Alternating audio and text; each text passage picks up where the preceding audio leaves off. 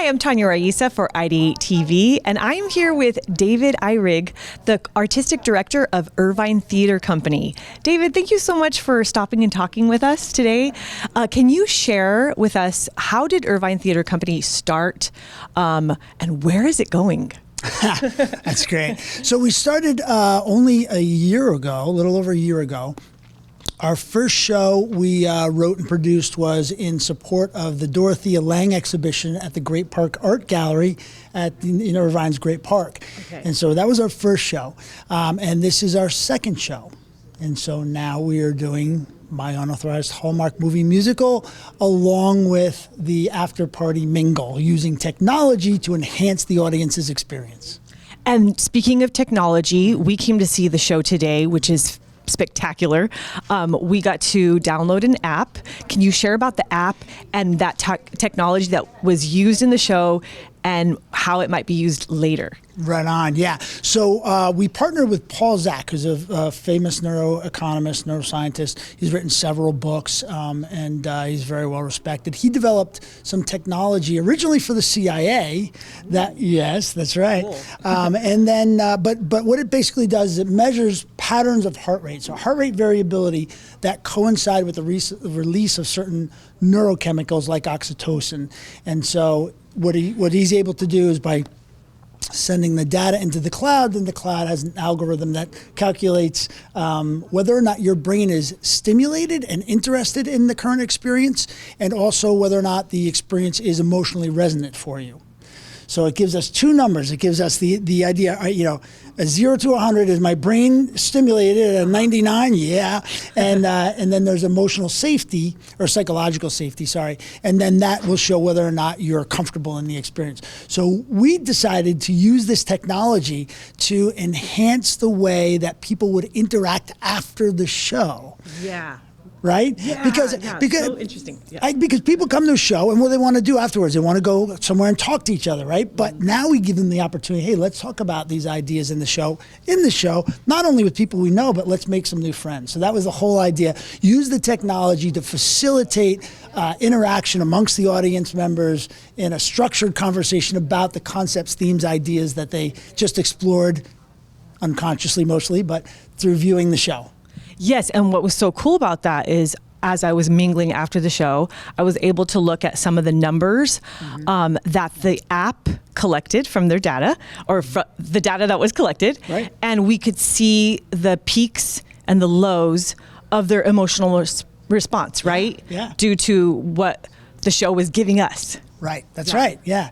And it's always fun to see, why did you spike on, I didn't have any response to that. Why did you spike on that? And it's a great conversation. It's a lot of fun. And then what we did is we designed questions that we put up in a PowerPoint presentation, essentially, on a screen, and we have a facilitator so people could go there together and see, am I an early riser or am I a late riser? And, there's several sort of ideas around love, romance, and just life in general that people got to explore in conversation by looking at their numbers. Sure. And now for the Irvine Theater Company, you meet here at this space. Is this the first space that you've used? And maybe some plans and vision for the future of another space, or the same?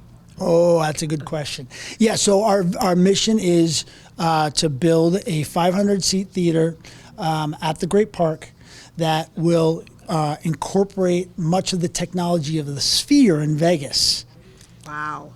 Scaled into a smaller space. So we're looking at a theatrical canvas, if you will, that incorporates today's technology, the software that enables virtual sets, and also the new sound systems with field wave synthesis that allow you to use sound in ways we never could before traditionally in traditional theater. So technology is going to allow us all kinds of new ways to tell stories.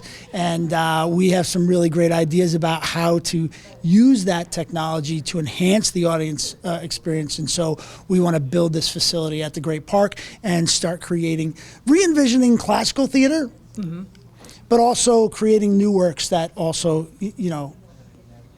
use the technology in a way it hasn't been used before, so people can really immerse themselves in these stories. And they can definitely go in hand in hand because it's 2024, right? Also, give us a little tidbit about the arts and theater in Irvine and how you guys are involved, and maybe other areas like academics and where it's used. Thank you for asking. So we have a robust academic community here in Irvine. Our demographic is highly educated. There are 5 high schools. All of them have theater programs that are fantastic and filled. So anyway, all of them have these excellent theater programs.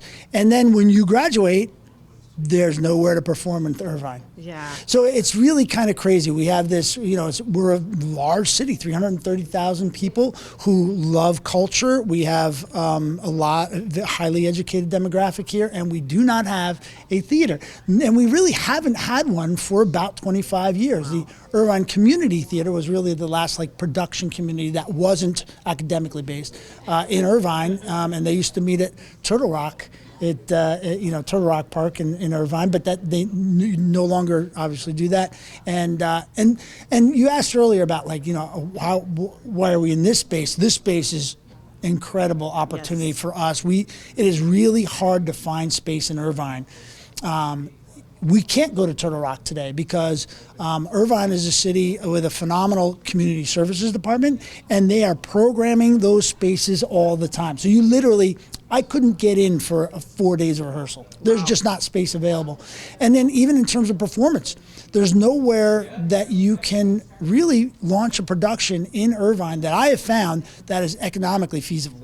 So this space, because we just got our 501c3, that helps us a lot, and because this space is run by a 501c3, they are able to rent for us for something we can afford and something that allows us to put on shows like this. So it's really exciting that we're here, and it's also, but it also shows to the point that we need to build a theater. We need a professional space that is indicative of the brand and culture of the city of Irvine.